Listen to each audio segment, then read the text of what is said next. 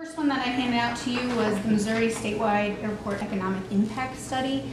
That gives you some economic impact information specifically to your airport. It has some good numbers in there.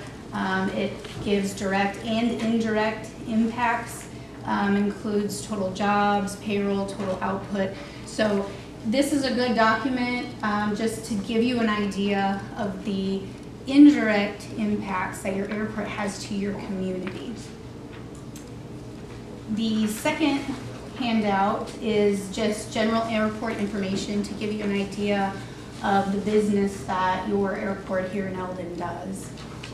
For instance, approximate annual takeoffs and landings is 10,220 a year. And then your based aircraft is currently at 18. Those are the airplanes that are actually at the airport. They have a hangar. They're considered based here.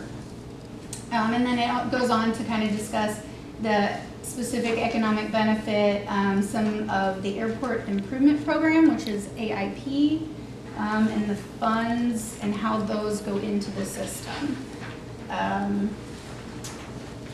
Basically, the FAA issues a grant for airport projects. Your airport gets $150,000 per year of non-primary entitlement. You can use that for projects at your airport to maintain it, to do maintenance projects, projects like the proposed project. That comes with a 10% local match. Those come from various sources. You currently have you have tenants that do ground leases, so you get revenue that way.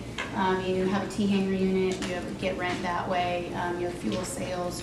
So those are the revenue generating operations at your airport that help you with that. The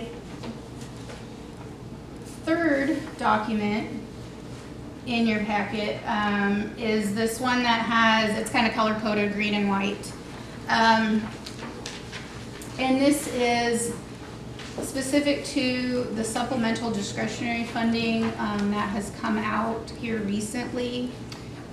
Just to let you know, 2 of your airport projects have been submitted for this funding. Why is this important? You're in a non-shaded county that gives you priority funding status.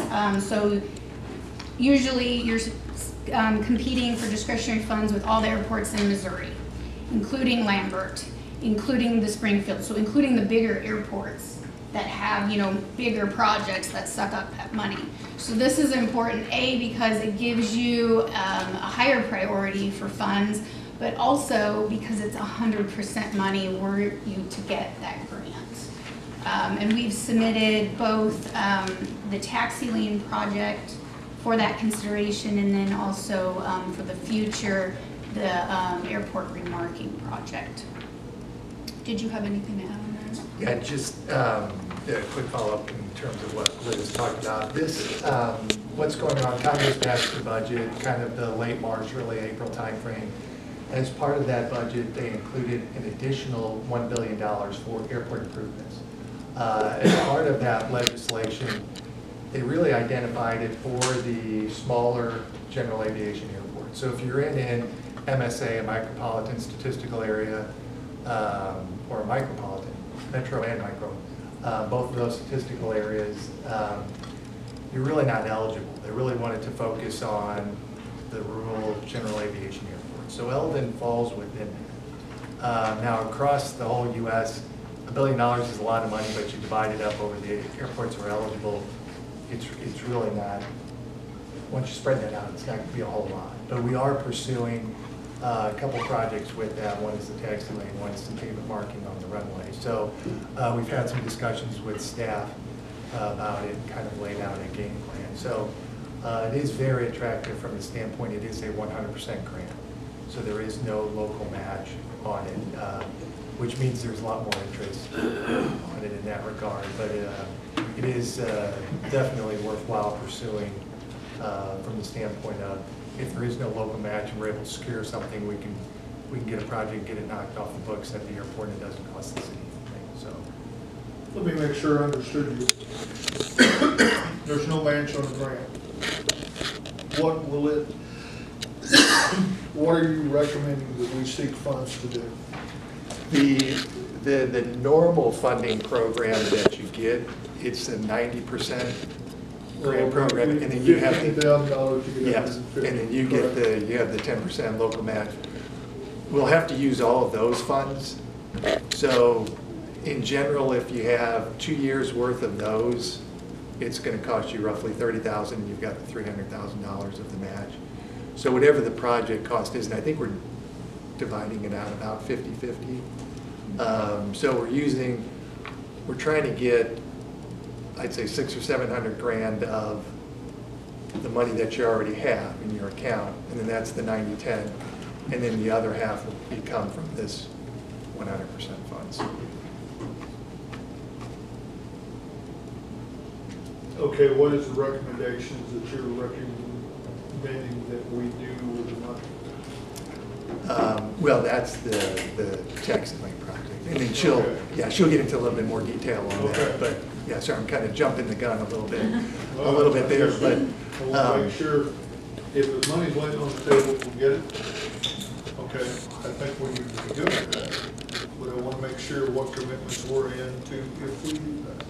yes, yeah, I mean that's the thing I want to stress is the 90-10 funds that you have. Those are relatively secure. So that historically Congress has appropriated that 150 comes annually, and that's been pretty consistent over the years. This $1 billion of additional what's called supplemental appropriations, we may or may not get that. So we're pursuing those funds for the project, but that's what's we'll make a run at it, but we don't know yet for sure if we're going to do it. So. Very good. Sorry to interrupt you. Oh, you're fine. No, ask questions as needed. The last exhibit is the proposed project currently, and we kind of have a full plan drawn up on here.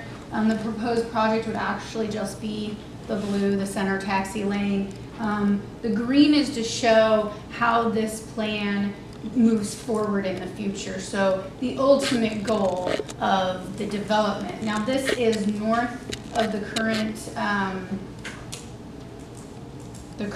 where all the hangars are. So if you actually turn it on its side, north goes that way. So all the other development down here is what I would call built out. So what does this project get you? This project gets you a new taxi lane, and the purpose of that is, for instance, there's been a lot of interest in the community lately to build new hangars. Well, you don't have anywhere currently to build new hangars. So if a pilot comes in and says, I want to build a hangar and do a ground lease with the city for that, which is additional revenue to the airport, there's nowhere to put them. One hangar has gone up in the last year and 2 are currently being built. Those have taken the last spots.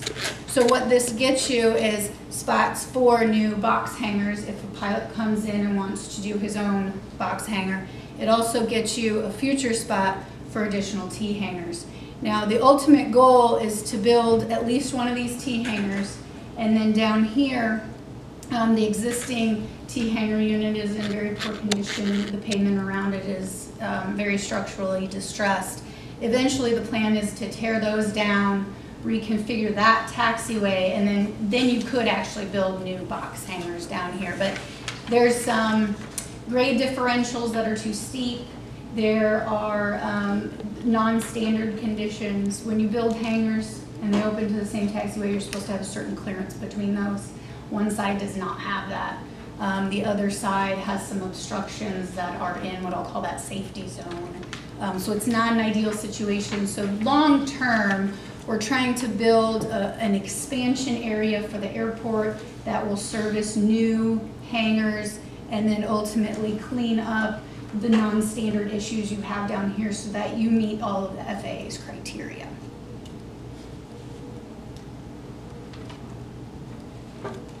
So that's all I have. Any questions about the proposed project? I do not. I'd like to know that 1.8 million annual economic benefit to the city. Do you have that broken down? Can we see a breakdown of how you got that 1.8 million? I don't have that. Where'd that come from? This is actually from this economic impact study. This is just one brochure out of the big, huge report. So if you go on MoDOT's website, That's this one right here. That's not that one. well, but that's kind of fed from this too. But there's an actual full report on how they calculate all of that and what goes into that for your airport and for the statewide impact study. And that's on MoDOT's aviation website.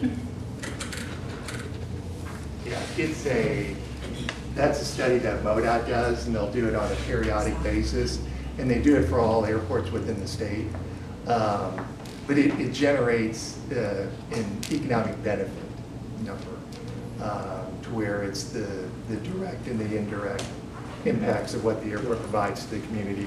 But we can get you broken out information that gets to that. Yeah. If you look at it and you're not familiar with it, it generates a big number.